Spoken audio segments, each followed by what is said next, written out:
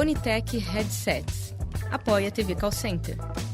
www.fonitec.com.br. Olá, internautas! Iniciamos mais um programa TV Call Center. E o nosso convidado de hoje é um amigo muito especial. Tive o privilégio de trabalhar com o engenheiro Miguel Sanches, década de 70 e 80. Né? É um profissional realmente de primeira linha. E eu queria que o Miguel se apresentasse um pouquinho, por favor. Obrigado, Kenny, pela oportunidade. Né? Realmente, nosso coleguismo perdura até hoje, né? Sem dúvida. Muitos anos, né? E nunca perdemos o contato. Exatamente. Né? Mas nesses anos todos, né, eu fui investido, né, em engenharia, né? Fiz pós-graduação em engenharia de segurança do trabalho, né? Fui fazer mestrado, né, em engenharia de materiais e nanotecnologia na Universidade de Mackenzie, né? Onde também eu me dediquei ao ensino, né? Perfeito. Então hoje leciono lá no curso de pós-graduação de Engenharia de Segurança do Trabalho, né? Já desde 2011, né? Perfeito. E foi uma experiência muito interessante, né? De contato com a juventude, né? Pessoas já graduadas, mais jovens, né? E que nos ensinam, né? A cada dia aprendemos alguma coisa. Sem dúvida. E agora você está fazendo doutorado também? Agora eu faço doutorado lá no Mackenzie, né? Também na área de engenharia de materiais e nanotecnologia, né? Mackenzie tem um centro de pesquisas, né? O MacGraph, muito importante, né? Para as pesquisas aqui no Brasil, né? E então nos dá muita oportunidade, né? De trabalho, de pesquisa, né? De relacionamento e de conhecimento. Perfeito. E também... Ah, tá. A gente vai ter que gravar de novo? Não. Tá. Não corta essa parte. Essa parte eu corto sem problema.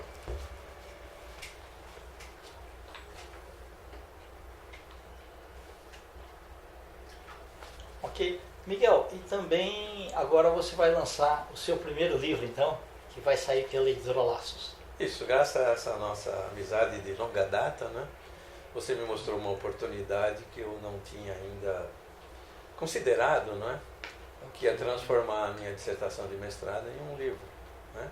Perfeito. Onde é possível transmitir informações novas, né, aos futuros leitores, né? Perfeito. E também no formato de e-book, né?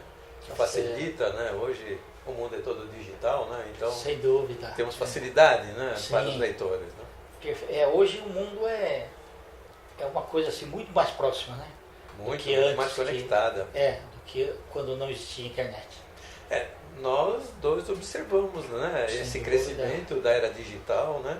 Perfeito. O que era telecomunicações na época que começamos e o que é hoje, né? Exato. Hoje Miguel, temos mais telefones celulares que é verdade, habitantes. sem dúvida.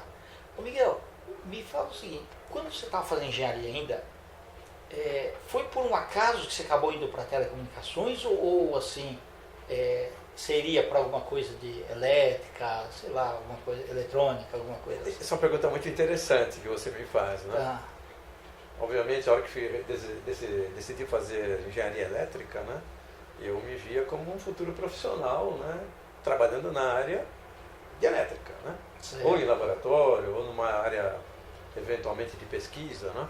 Tá. Mas um dia, já no final do curso, eu vi um anúncio, né, da CTB na época, Companhia Telefônica Brasileira, precursora da Telesp, né? Começou isso, que ia começar a expansão, né? Começava a expansão, precisava de engenheiros recém-formados. Então eu achei interessante, eu estava saindo do curso, né?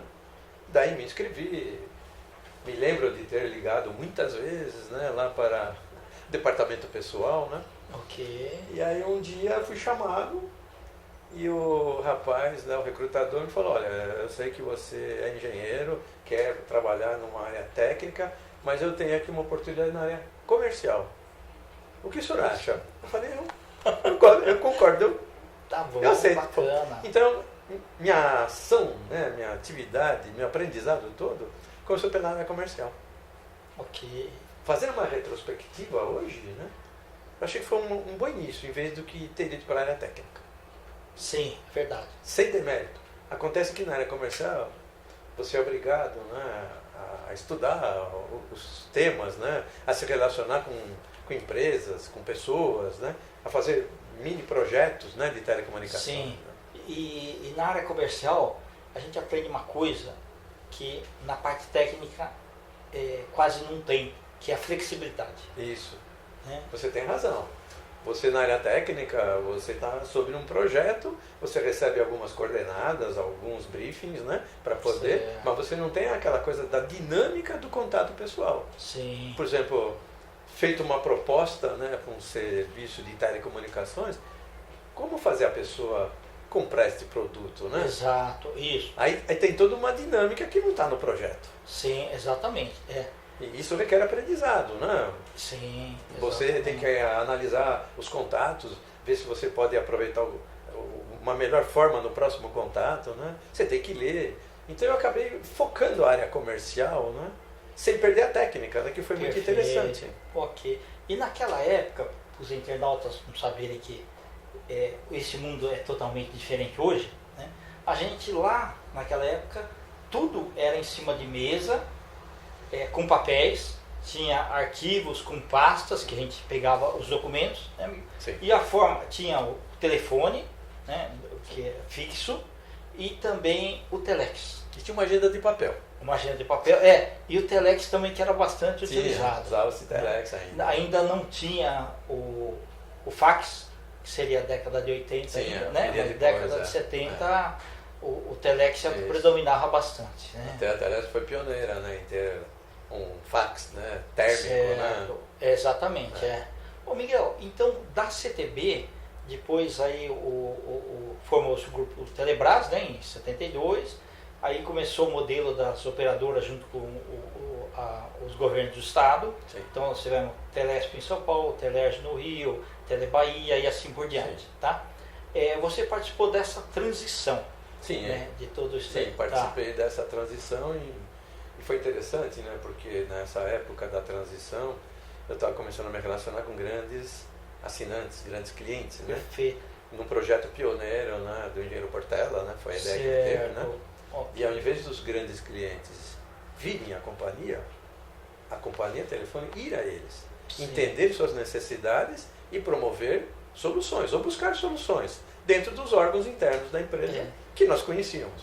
E foi uma opção muito inteligente, porque é assim, você tinha, evidentemente, a maioria dos telefones era residencial, né? Sim. Mas aí 20% do que as empresas pagavam representava 80% do faturamento.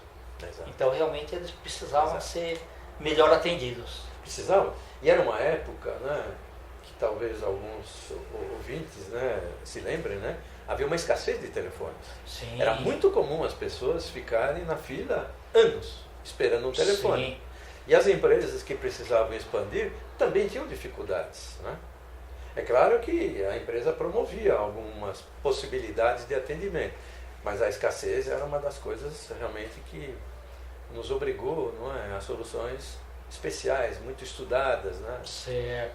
E investimentos, né? Sem dúvida.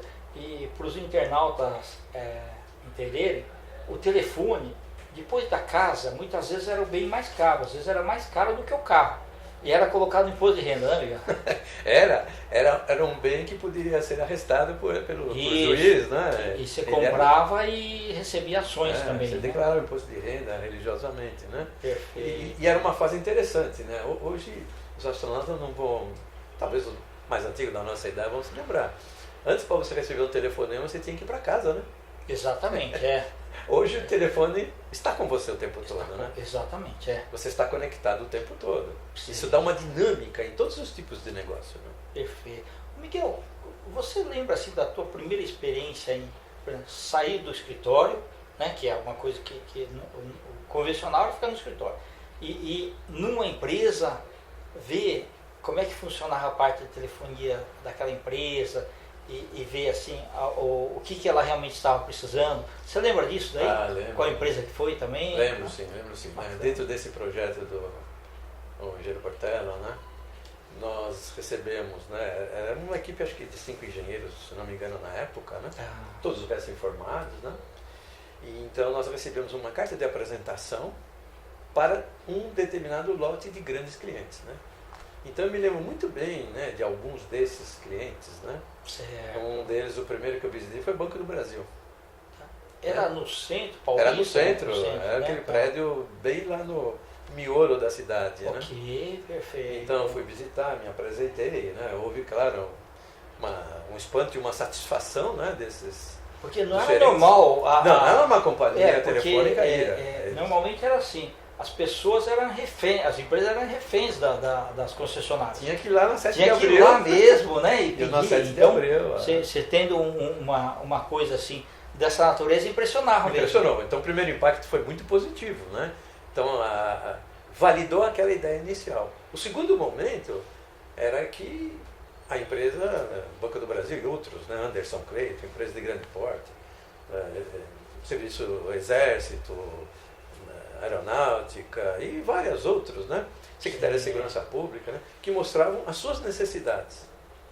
Bradesco foi um projeto muito interessante, que teve que contar com uma ação muito forte da toda a área de engenharia da empresa na época. Sim, né? exato. Então, o segundo momento que era interessante era você voltar para a companhia com os desejos, não desejos, necessidades Sim. destas empresas.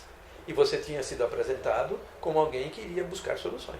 Exatamente. Então era uma responsabilidade muito grande. E tinha que fazer aquilo acompanhar Tinha até que a fazer instalação, né? Tinha que fazer acontecer até o final da entrega, né? Da entrega, exatamente. Dos cabos telefônicos, das linhas, enfim, dos equipamentos que iam ser instalados. Né? Perfeito. Uma experiência muito Foi bacana. muito né? interessante. Né? Ah, Também, naquela época, acabamos tendo um relacionamento muito forte com os grandes fabricantes de equipamentos telefônicos. Então, certo. eles nos atualizaram muito, né? E continuadamente, nos modelos, nas possibilidades dos equipamentos. Né? Então, com isso, nós fomos, aos poucos, ganhando uma condição realmente de uma boa consultoria. Perfeito. Não, e isso sempre exigiu um aprendizado contínuo, né? Contínuo.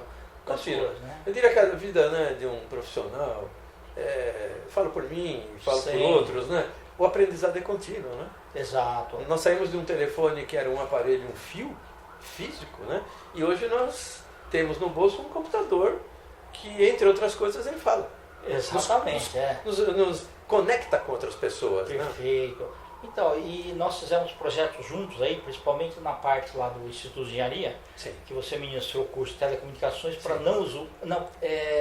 Para não usuários. para não usuários, Isso. né? Era um curso Isso. que ensinava não usuários, né, ou usuários iniciantes, a dimensionar seu equipamento. O que ele precisava comprar, de acordo com as suas necessidades, de acordo com as suas possibilidades. Porque você entrava numa empresa, você não sabia o que era um PABX, como é que as linhas entravam, nada. As Então, várias precisava possibilidades, Exato. poucos clientes conheciam. Né? Sim, Mas o Instituto de Engenharia foi um período que você lembrou muito interessante, né? De sim, divulgação de telecomunicações. Né? exato. A empresa, a Telesp, ainda era o presidente, era o Dr. Carlos de Paiva Lopes, né? Sim, exatamente. Ele era o patrono de uma unidade de telecomunicações dentro do Instituto de Engenharia. Perfeito. Então ele nos ajudava, né, em todos os eventos. Né? Fizemos 3 congressos Sim. com presença de ministro. Com presença de ministro, exatamente, né? Não, isso foi muito interessante. Foi um período muito Ô, interessante. Miguel, eu lembro um outro fato também, que o Albuquerque e Itacaoca começaram Sim. a fazer o Alphaville. Alphaville. E, por causa do Rio Tietê, não tinha conexão lá. Não- Aí teve que colocar um cabo submarino no Rio Tietê, né? Para isso daí. Sim, É. foi possível. Né? Certo. Nesse caso da Tacaoca, né, hoje Alphaville, né, Sim. eu vivenciei muito forte isso. Né? Na época eu era ligado direto ao chefe de departamento comercial, né? Perfeito. E tínhamos então essa questão de solucionar a falta de telefones nesse loteamento que hoje quem vê, quem visita, né, fica impressionado. Fica impressionado. É. Mas não havia nada de telecomunicações. Exatamente, é. Tivemos que provisoriamente colocar uma central telefônica dentro do loteamento. Né? Exato. E depois então conectar, atravessando o rio com cabo. Né? E aí a coisa evoluiu muito. Né? Exatamente. Hoje aquilo é uma cidade consolidada. Certo. Ô Miguel, depois desses avanços todos, né, dentro da empresa, começou se mudando a tecnologia, então aquelas centrais, mesmo as centrais da própria companhia, que era o crossbar, acabaram ficando digitais. Sim, né? sim. E aí começou também a se falar em telefonia celular. Sim, Né? exato. Como é que Foi uma evolução você natural. como é que você acabou migrando um pouco de telefonia fixa para entrar no mundo do celular? Como é que foi isso? Bom, ao longo da carreira fomos aprendendo muita coisa, né? Então também a empresa foi se modificando, né? Antes da Você era... criou uma outra empresa, né, para cuidar do celular, Sim, né? Basicamente, mas uma antes, divisão, né? antes da celular, Certo. a empresa também tinha se reorganizado, né? Através de um projeto que ela acabou vendo, né? Operacional, a GTA americana, né? O engenheiro Kramer esteve lá, trouxe a ideia. Então criou os distritos operacionais. Isso, os distritos, tá. Então, Tinha o escritório de serviço. Tinha os escritórios tá. de serviço, então já houve um avanço bastante grande. Né? Perfeito. E eu estava num desses distritos operacionais, né? E Certo. vendo a evolução natural, né? Mas comecei a ver o surgimento da telefonia celular. Então, na época, eu conversei com o chefe do departamento, né? Que eu Certo. gostaria de migrar para essa área, né? Ok. E ele guardou essa ideia, né? E um dia chegou o Bacana. convite, né? Certo. Do engenheiro escolhido, né, pela empresa, né? Tá. Para implantar, né, todo o serviço de telefonia digital, né? Era o engenheiro Gilson Rondinelli, né? Perfeito. Ele é que era o coordenador de todas as atividades. Então me chamou para uma entrevista, né? E aí eu tive a honra, né? O prazer profissional de fazer parte da primeira equipe que implantou telefonia celular em São Paulo. Quando começou as primeiras chamadas, né, Miguel? Eu vi que era um alvoroço, né? Todo mundo queria, era uma fila. Uma fila. Fizemos uma etapa de pré-inscrições, né? Que dimensionamos o sistema para atender a chamada da melhor maneira possível, né? Mas foi muito além, né? Muito além. Porque tinha que, em paralelo, colocar as estações de radiobase também. Sim, né? tinha muito trabalho, né? Certo. Foi um trabalho... A equipe que o Gilson montou tinha elementos de várias áreas da empresa, né? E eu vim da área de operações, né? Então a missão minha, dada por ele, foi de estruturar a parte de operações no estado de São Paulo. Né? Certo, ok. Então foi uma experiência muito interessante, né? E hoje temos mais telefones que habitantes no país, né? Exatamente, Então a gente está falando aí que estamos aí com uns 220 milhões de habitantes, tem 280 milhões de celulares. Por volta disso. Exato. O número é grande, O número é muito mas grande. quando a gente compara, por exemplo, com a China vende 1 milhão de aparelhos por dia. Então É que a China é um pouquinho maior que nós. Exatamente, é verdade, né? Tá. Exato. Mas Mas hoje nós temos a condição, né, de expansão do sistema, né? sim. Hoje, comparando o que oferecíamos no início da telefonia celular com as possibilidades de hoje, né, é uma outra coisa. Gilson fazia uma piada muito interessante, né, que me lembra até hoje, né? Ele falou, olha, num futuro muito próximo, né, se um telefone celular tocar 3 vezes e ninguém atender, é porque a pessoa faleceu. Porque ele vai estar tão conectado com a vida da pessoa, Sim, né, exatamente. que se não atender, a pessoa já não existe mais. Essa é uma verdade. É verdade. O telefone está sempre conosco, né? Está sempre Não, ao lado. Né? E o normal, antes da vinda do celular, era assim. Você saía de casa, pegava o documento, a carteira Sim. e a chave do carro. É isso. Hoje você pega primeiro o celular, É isso. depois você o pega a documento. carteira e o documento. Né? E tinha uma época que a alternativa, né, de comunicar e levar algumas fichas telefônicas ou cartões telefônicos, né? Sim, exatamente. Hoje a segurança pessoal cresceu muito, né? Sim. Então o uso dos orelhões caiu assim. Não, caiu muito, né? Sem dúvida. Tem ainda uma exigência deles existirem, mas Sim. hoje como a pessoa tem mais de um telefone, né? Pelo número de telefone celular. E qualquer pessoa, mesmo ganhando salário mínimo, ela tem um telefone. Tem, hoje, como tem uma competição bastante Inclusive, saudável. Miguel, antes era um status você ter um telefone fixo. Né? Hoje, os jovens não se preocupam com o telefone fixo. Não, eu lembro Eles têm o celular, por exemplo, mesmo casais que estão casando agora, cada um tem um celular. Não, Sim, cada um tem não um. precisa do telefone fixo, nada. Mas no início da telefonia celular, né, por exemplo, no Rio, quando começou um pouco antes de São Paulo, né? Exato. Na época. Por causa da Eco, né? Da Rio 92. Sim, né? exatamente. Então você tem que fazer um depósito, né, muito grande para poder se candidatar a ter um telefone. Exato. Hoje não, né? Hoje você, em qualquer loja das várias operadoras, você adquire. Você já sai com Não, o sai telefone, falando, né? Já sai falando. Está exato. falando. No início tinham algumas dificuldades, né? Tinha que habilitar o telefone, né? Hoje é tudo muito mais simples, É. mais rápido, com mais Para qualidade. sair, por exemplo, de. Você ia. Mas os primeiros foram os tijolões, né, Miguel? Ah, sim. É. Aí você ia daqui Baterias para que duravam Brasília. pouco, né? A Brasília, até achar o roaming lá das coisas, a tua bateria esgotava Demora, muito rapidamente, demora. né? É. Então, Uma coisa que ninguém se preocupa hoje, né? Ele com o telefone no bolso, ele vai para qualquer cidade, para qualquer localidade, né? E o sistema acompanha Exato. e ele faz uma chamada assim que desce de um avião, né? Sim. Do meio de transporte. Na época do início, não. Tínhamos que programar o telefone dele para funcionar numa determinada área. E principalmente viagens internacionais também. Sim. Tinha que fazer, o home era manual, né? Perfeito. O roaming era manual. Ô Miguel, e aí ao longo do tempo, essa grande mudança de tecnologias, né? Do tijolão passando